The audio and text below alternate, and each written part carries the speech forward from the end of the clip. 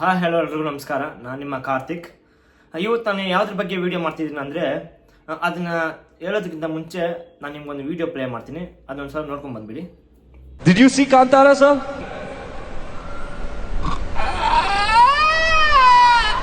Standing performance, especially when the female ghosts gets inside your body. You saw it? What shot that he gave? That one.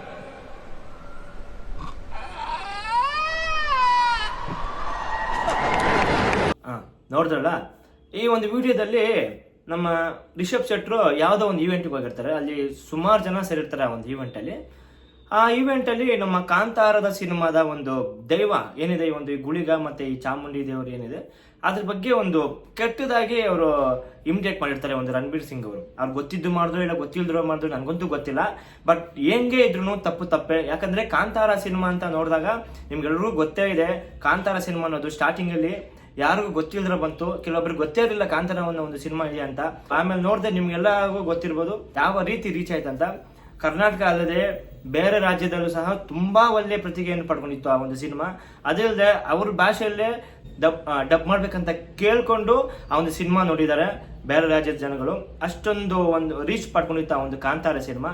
ನಂತರ ಅದಾದ್ಮೇಲೆ ಬಂದ ಒಂದು ಸಿನಿಮಾನೇ Kantara chapter 1. ಅದು ಯಾವ ರೀತಿ ಐಪ್ಗೆ ಹೋಗಿತ್ತು, ಎಷ್ಟು ಕಲೆಕ್ಷನ್ ಮಾಡ್ತಂತ ನಿಮ್ಗೆಲ್ರಿಗೂ ಗೊತ್ತೇ ಇದೆ. ದಿನೇ ರೀತಿ ಅದು ಹೌಸ್ಫುಲ್ ಪ್ರದರ್ಶನ, ಟಿಕೆಟ್ ಸಿಗದೇ ಇರುವಂತಹ ಒಂದು ಸಂದರ್ಭ ಸಹ ಇದೆ ಆ ಒಂದು ಸಿನಿಮಾ. ಆ ರೀತಿ ಇರಬೇಕಾದ್ರೆ ಅಂತ ಒಂದು ಸಿನಿಮಾದ ಲಾಸ್ಟ್ ಅಲ್ಲಿ ಕ್ಲೈಮ್ಯಾಕ್ಸ್ ಅಲ್ಲಿ ಬರುವಂತಹ ಒಂದು ಚಾಮುಂಡಿ ದೇವರನ್ನ ದೆವ್ವ ಅಂತ ಅವರು ಒಂದು ಮಾತಿನಲ್ಲಿ ಹೇಳಿರ್ತಾರೆ ರಣಬೀರ್ ಸಿಂಗ್ ಅವರು. ಅವ್ರಿಗೆ ಗೊತ್ತಿದ್ದು ಹೇಳಿದ್ರು ನನಗಂತೂ ಗೊತ್ತಿಲ್ಲ. ಯಾಕಂದ್ರೆ ಅದರಲ್ಲಿ ಮೆನ್ಷನ್ ಮಾಡಿರ್ತಾರೆ ಚಾಮುಂಡಿ, ಅದು ನಮ್ಮ ಕರ್ನಾಟಕದ ದೈವ ಚಾಮುಂಡಿ ಅನ್ನೋದು. ಸೊ ಅವರು ಆ ರೀತಿ ಏನು ಮಾಡಿದ್ರು ನನಗಂತೂ ಗೊತ್ತಿಲ್ಲ. ಇಲ್ಲ ಬೇಕು ಅಂತ ಮಾಡಿದ್ರು, ಇಲ್ಲ ಒಂದು ಸಿನಿಮಾ ಚೆನ್ನಾಗಿ ಹೋಗ್ತಿದೆ ಆದರೆ ಅವ್ರ ಒಳಗೆ ಏನಾದ್ರು ಇಂಟೆನ್ಷನ್ ಇಂದ ಹೇಳಿದ್ರೋ ಗೊತ್ತಿಲ್ಲ. ಅವ್ರು ಹೇಳಿದ ತಪ್ಪೆ. ಸೊ ರಣಬೀರ್ ಸಿಂಗ್ ಅವರೇ, ನಿಮ್ಮ ಮೇಲೆ ನಮಗೂ ಅಪಾರವಾದ ಪ್ರೀತಿ ಇದೆ. ಯಾಕಂದ್ರೆ ನೀವು ಬಾಲಿವುಡಲ್ಲಿ ತುಂಬಾ ದೊಡ್ಡ ಆಕ್ಟರು. ಸೊ ಅದರಿಂದ ಇದ್ರ ಬಗ್ಗೆ ನೀವು ಎಚ್ಚೆತ್ಕೊಂಡು ಸ್ವಲ್ಪ ನೋಡ್ಕೊಬೇಕು. ಮತ್ತೆ ಈ ಒಂದು ಈವೆಂಟ್ ಅಲ್ಲಿ ನಡೆದಂತಹ ವಿಷಯದ ಬಗ್ಗೆ ನೀವು ಕ್ಷಮೆ ಕೇಳಲೇಬೇಕು. ಯಾಕಂದ್ರೆ ನಮ್ಗೆಲ್ಲರಿಗೂ ತುಂಬಾ ನೋವಾಗಿದೆ ಇದ್ರ ಬಗ್ಗೆ. ಯಾಕಂದ್ರೆ ನಮ್ಮ ಕನ್ನಡದ ಸಿನಿಮಾ, ಕನ್ನಡ ದೈವಗಳು ನಮ್ಮ ಹೆಮ್ಮೆ.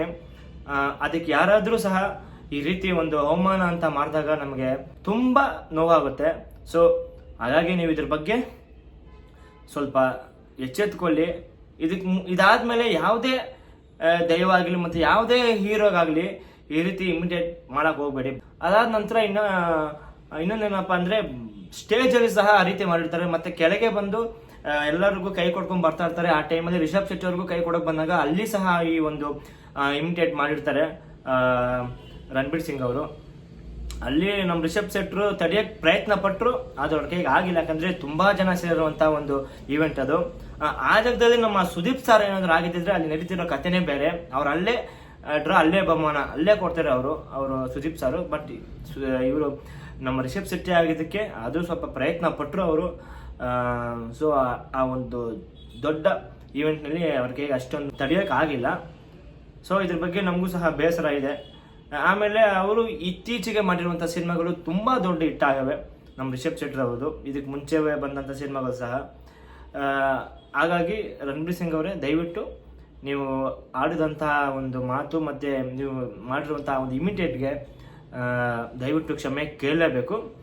ಇಷ್ಟು ಈ ಒಂದು ನಮ್ಮ ರಿಕ್ವೆಸ್ಟ್ ಇದು. ದಯವಿಟ್ಟು ಕ್ಷಮೆ ಕೇಳಿ.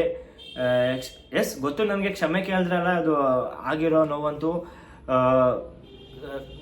ಸರಿಪಡ್ಸೋಕೆ ಆಗಲ್ಲ. ಆದರೂ ಬೇರೆ ಈ ರೀತಿ ಮಾಡದೇ ಇರಲಿ ಅಂತ ಈ ಒಂದು ವಿಡಿಯೋ ನಾನು ಮಾಡ್ತಾ ಇದ್ದೀನಿ. ಸೊ ಫ್ರೆಂಡ್ಸ್, ಇಷ್ಟು ಇವತ್ತಿನ ಈ ಒಂದು ವಿಡಿಯೋ. ನಿಮಗಾದ್ರೆ ಈ ಒಂದು ವಿಡಿಯೋ ಇಷ್ಟ ಆಗಿದ್ರೆ ಲೈಕ್ ಮಾಡಿ. ಹಾಗೆ ಈ ಒಂದು ವಿಡಿಯೋನ ಹೆಚ್ಚು ಜನಗಳಿಗೆ ತಲುಪಿಸಿ. ಅದಕ್ಕೋಸ್ಕರ ನೀವು ಶೇರ್ ಮಾಡಿ. ಮತ್ತು ನಮ್ಮ ಈ ಒಂದು ಯೂಟ್ಯೂಬ್ ಚಾನಲ್ನ ದಯವಿಟ್ಟು ಸಬ್ಸ್ಕ್ರೈಬ್ ಮಾಡ್ಕೊಳ್ಳಿ ಅಂತ ಹೇಳ್ತಾ ಈ ಒಂದು ವಿಡಿಯೋ ನಾನು ಮುಗಿಸ್ತಾ ಇದ್ದೀನಿ.